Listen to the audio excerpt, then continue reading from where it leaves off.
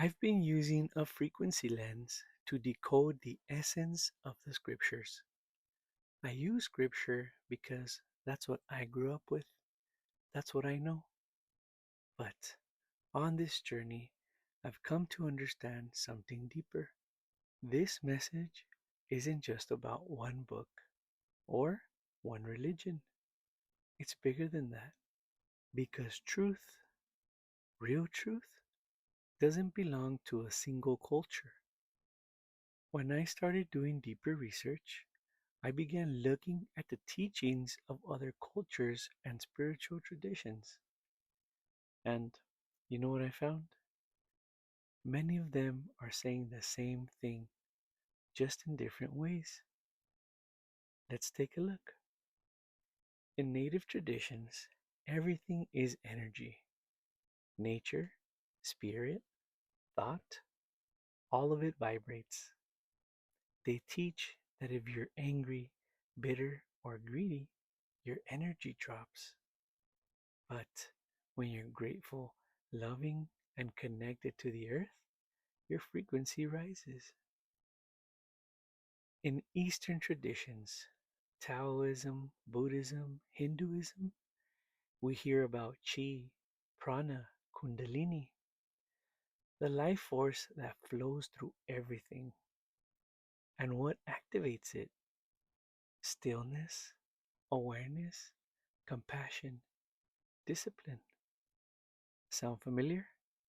And then you have the Messiah, the full frequency of Yahweh embodied in human form. He wasn't just teaching high frequency living, he was the frequency, walking, breathing, loving, in alignment with divine energy at all times. Now, don't get me wrong, I'm not here to blend all paths into one. I'm not saying all religions are the same. They're not. But what I am saying is that there's a common thread, and that thread is frequency. And the beauty is that when you zoom out from doctrine, rituals, and language differences, you start to see it. Most spiritual paths are pointing in the same direction toward raising the vibration of the individual and the collective. Across all cultures and faiths, you'll find belief in a higher power, moral guidelines, honesty, compassion, forgiveness, justice, spiritual practices, prayer, fasting, meditation, silence, life beyond the physical, heaven, reincarnation, ancestors, ethical living, how you treat others and how you treat your body, a battle between light and darkness, inside and out, a path to union, salvation, enlightenment, awakening, symbolism and sacred art, cymatics, mandalas, geometry, sacred journeys, pilgrimages, fasts, vision quests, lifestyle disciplines like sobriety, dietary laws, minimalism, reverence for nature, because everything carries vibration. Do you see the pattern? It's all about alignment with something higher, something true, something light filled. But now I want to talk to a different group for a second. To those who don't follow a religion, to those who felt left out, disillusioned, or just never had access to a spiritual path. Listen closely. This isn't about religion, it's about awareness.